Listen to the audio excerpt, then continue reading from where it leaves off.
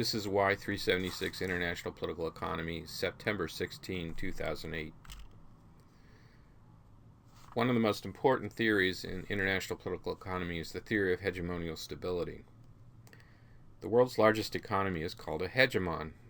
In the 19th century, the hegemon was Britain. After World War II, the United States was hegemonic. Hegemony often arises as a result of a global war. The countries that are defeated or are weakened by war tend to decline. Countries that are victorious or otherwise insulated from the effects of war tend to become hegemonic. The hegemon establishes regimes after global wars that are favorable to its own interests. The British did that after the war, the Napoleonic Wars that ended in 1815. The United States did that after the end of World War II in 1945. The British world regimes were based on the pound sterling as the key currency. They were also based on a gold standard, at least part of the time. The British unilaterally reduced tariffs through the abolition of the Corn Laws, and they set up an investment regime based primarily on rules for portfolio investment. There wasn't much foreign direct investment at the time.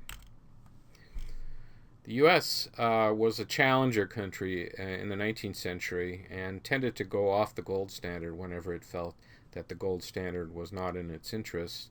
It went off the gold standard after the Civil War, or during the Civil War rather, and returned to it about 20 years later. It again went off the gold standard during World War I, and then went back on again later. And in 1971, the Nixon shock basically ended all possibility of a gold standard when the U.S. Disconnected the value of the dollar from the value of gold, and gold prices were allowed to float on the market.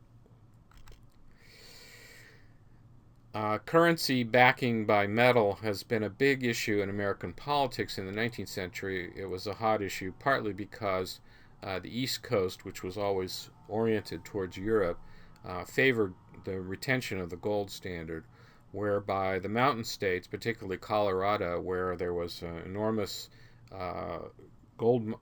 silver mining interests, tended to favor a bimetallic or silver standard based on the basically in order to get rich. The problem that this posed was the East Coast people felt that having two metals would result in kind of sloppy monetary policies, and they thought that was a bad idea, that the most responsible countries favored keeping the gold standard, and only irresponsible countries, as in the cartoon, Mexico, Japan, and China, favored going to two metals. And in fact, one major politician, William Jennings Bryan, was very firmly in favor of the bimetallic standard. He gave a famous speech in 1896, which you can get to by clicking on the Cross of Gold speech thing on this page. He was in favor of free coinage of silver at a ratio of silver to gold of 16 to 1. Bryan lost to McKinley in the 1896 election, but it was nevertheless a huge issue in American politics. One of the contributions of the theory of hegemonial stability is to explain the Depression partly in terms of the difficulty of handing off leadership from the British to the American hegemon. After World War I, Britain was really not up to the task of running the world economy, and the U.S. was unwilling to assume the burden. So part of the problems of the 1930s were connected with that difficulty of handing off control. The British, by the way, didn't really want to hand off control even after World War II, but they were forced to when their economy didn't recover as well as they hoped it would, and then they started to lose their empire after the so-called East of Suez. Now, the U.S., as we already discussed, established the Bretton Woods system, the IMF, the World Bank, and the GATT, which later became the WTO. and also the informal monetary regime based on the dollar as the key currency. There has been some challenges to U.S. leadership, but at the current moment, the U.S. still remains the number one economy in the world economy in terms of leading it. But the general theory says that as the dominance of the hegemon wanes, then the regimes that the hegemon has established will weaken, and challengers will be more and more successful in challenging the role of the hegemonic country. The weakening of the regimes also tends to hasten the decline of the hegemon, and that there may also be other factors besides war that change the relative distribution of power, including economic power. And, for example, unequal rates of growth can have the same effect as a global war on producing changes in the distribution of economic power.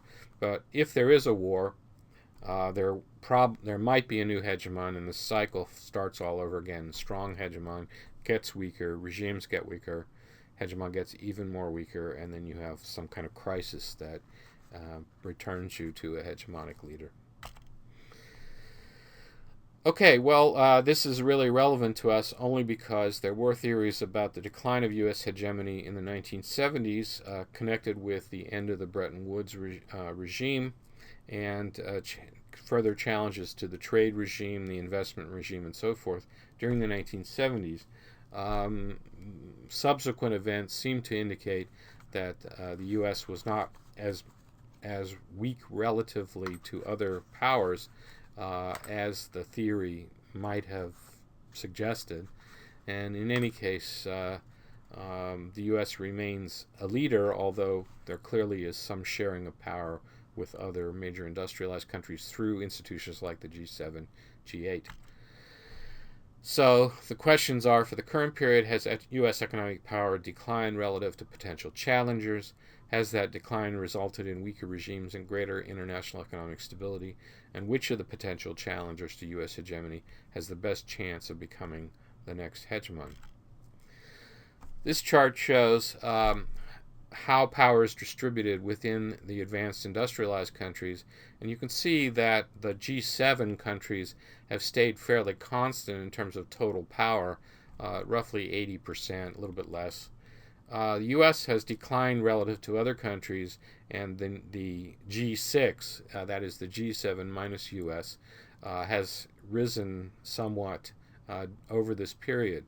So there's more power sharing among the G7 than there used to be, which is driven really by the recovery of Western Europe and Japan in the 60s and 70s. I'm going to turn now to the history of U.S. trade policy, and particularly the impact of the Smoot-Hawley tariff of 1930, which everybody seems to agree helped to deepen the Depression because of the high tariffs and the retaliation against the high tariffs that the U.S. instituted at that time. Franklin Roosevelt and his Secretary of State, Cordell Hull, favored free trade for the post-World War II period, partly because they were looking back at what happened in the 1930s. In 1947, Congress rejected the International Trade Organization treaty that was proposed at Bretton Woods, and the GATT became the main trade regime. The main rules of the GATT include non-discrimination among members of the GATT under the so-called most favored nation principle. What it means basically is you have to treat all the members of the GATT as you treat the most favored nation. And that means that tariffs have to be adjusted to reflect the lowest tariffs that you're charging other members of the GATT. Also, as part of the GATT, you agree to participate in periodic multilateral trade negotiations to lower tariffs and non-tariff barriers. This shows all the multilateral trade negotiation rounds that have occurred since 1947. And you can see that the latest round is the Doha round that began 2000-2001. The biggest tariff reduction in this list of rounds occurred in the Kennedy round in the 1960s, And the Tokyo round is notable for beginning discussions of non-tariff barriers very seriously. As tariffs were reduced, some countries substituted non-tariff barriers for tariff barriers, and so the trade talks tended to focus more on non-tariff barriers than they had previously. In the Tokyo round, for example, non-tariff barriers were added to tariffs as a major discussion, along with conflict resolution methods and methods of settling trade disputes. The 5 types of non-tariff barriers that were discussed at Tokyo included subsidies, government procurement, standards, customs valuation barriers, and licensing barriers. Here's an example of a subsidies dispute that's still going on between the United States and Europe. The United States claims that Europe has subsidized the Airbus consortium, the company now called EADS, E-A-D-S, which builds the Airbus wide-body jets. Airbus basically displaced McDonnell Douglas as a commercial aircraft producer and is now the only major competitor to Boeing aircraft.